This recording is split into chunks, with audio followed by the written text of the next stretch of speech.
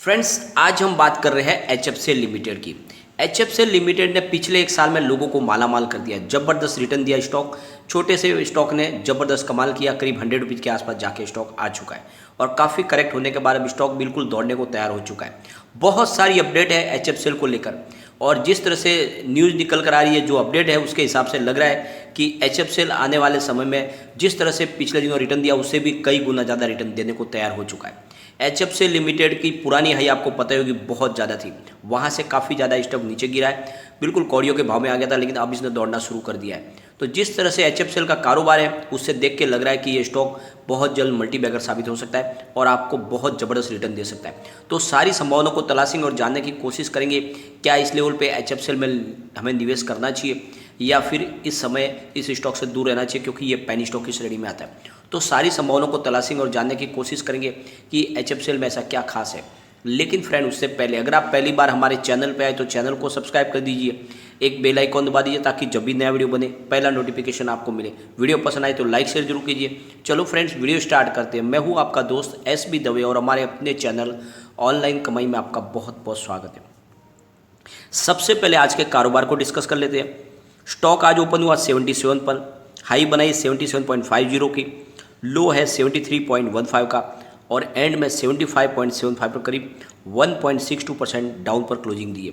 थोड़ी सी गिरावट थी लेकिन बहुत भारी वॉल्यूम में आज काम हुआ।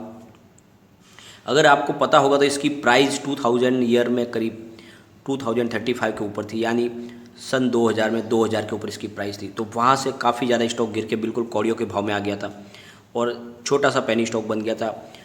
अगर इसकी लास्ट प्राइस देखें तो हम 2020 मई में मात्र 8 रुपये पे स्टॉक आ गया था और वहाँ से फिर इसने दौड़ना शुरू किया है। आज इसको भारी वॉल्यूम में इसमें कामकाज हुआ है। अगर हम इसके वॉल्यूम का एनालिसिस करें तो पिछले एक महीने पहले इसका 53 लाख का वॉल्यूम था, 1 वीक पहले 93 लाख का वॉल्यूम था, कल इसका 43 लाख का वॉल्यूम था, लेकिन आज इसमें 3 करोड़ रुपीज़ का वॉल्यूम हुआ। तो ज़बरदस्त वॉल्यूम में बढ़ोतरी हुई है, जो ये इशारा कर रही है कि बहुत जल्द इसमें भयंकर तेज़ी की संभावना बन रही है। हाई वॉल्यूम के साथ में ट्रेडिंग शुरू हो चुकी है। 13.70 इसका 52 वीक का लो है और 95.70 इसका 52 वीक का हाई है।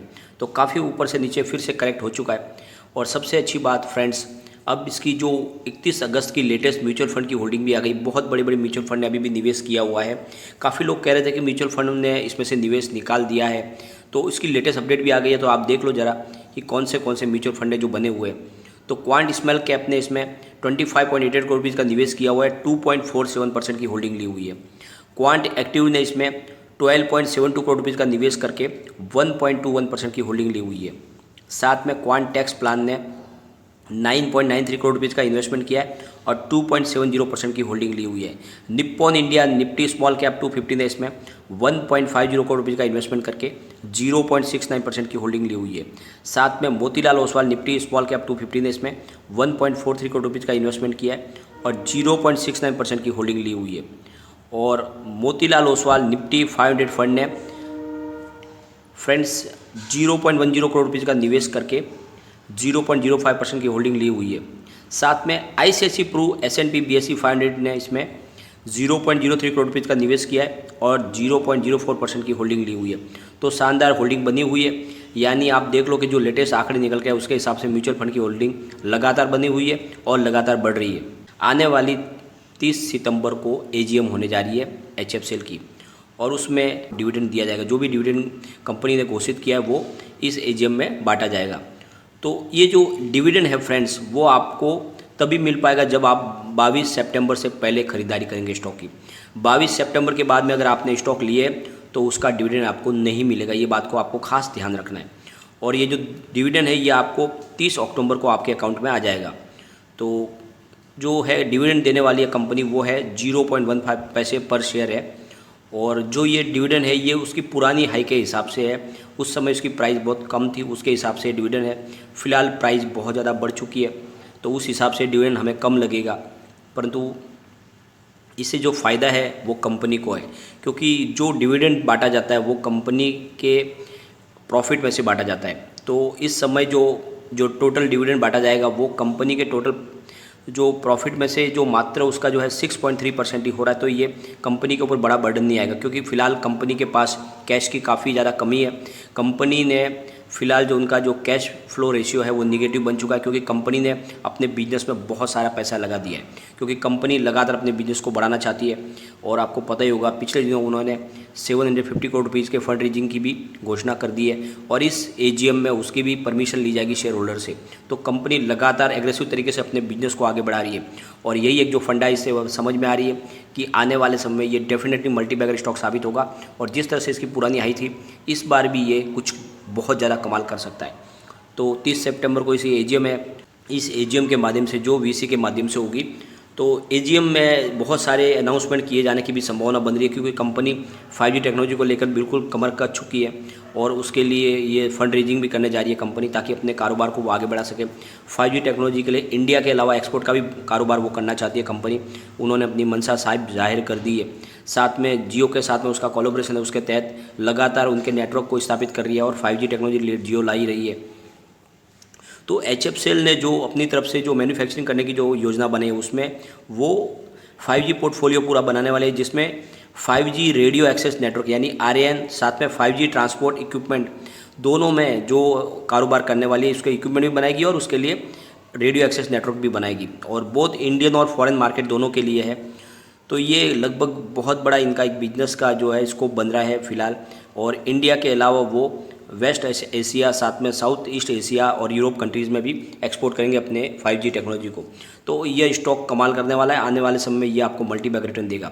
साथ में इसके लिए एक बहुत बड़ी और बड़ी खुशखबरी यह है कि सरकार की जो PLI स्कीम है उसमें जो 25 कंपनियों को चुना गया उसमें HFCL का भी नाम है। तो HFCL को टेलीकॉम सेक्टर में जो बेनिफिट मिलने वाला है उसमें PLI स्कीम का पूरा फ़ायदा मिलने वाला है। तो सरकार की तरफ से जो 12,195 करोड़ रुपीज़ की जो PLI स्कीम में जो घोषणा की गई है उसका पूरा बेनिफिट HFCL को मिलने वाला है। तो HFCL में फिलहाल बहुत ही ज़्यादा तेज़ी की संभावना पूरी तरह से बन चुकी है, क्योंकि एक तरफ तो सरकार की योजना का फ़ायदा मिलेगा, ऊपर से जो 5G टेक्नोलॉजी आने वाली है उसका पूरा का पूरा बेनिफिट मिलने वाला है HFCL को।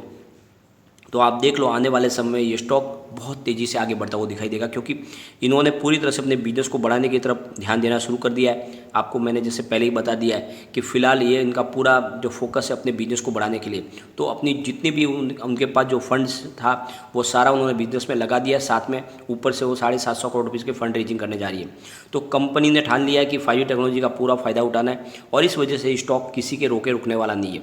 जिस तेज़ी से ये आगे बढ़ा उससे कई गुना बढ़ सकता है। फिलहाल स्टॉक करेक्शन के मोड में, और इसका आपको फ़ायदा उठाना चाहिए। जितना हो सके खरीदारी करें, यह स्टॉक मल्टीबैगर स्टॉक है आने वाले समय का। और मैंने लोगों को करीब इसका 30 रुपीज़ के आसपास खरीदारी करवाई थी, उनको काफ़ी अच्छा प्रॉफिट भी मिला, 95 तक स्टॉक जाके आए, और अब ये करेक्शन के मोड में तो फिर से खरीदारी की सलाह बन रही है। अगर हम इसके कम्युनिटी सेंटीमेंट की तरफ चले तो 90% बाई की कॉल है, 6% सेल की कॉल है और 4% होल्ड की कॉल है। तो करीब 94% लोग इसको लेना पसंद करें 100 में से, जो बहुत अच्छी बात है।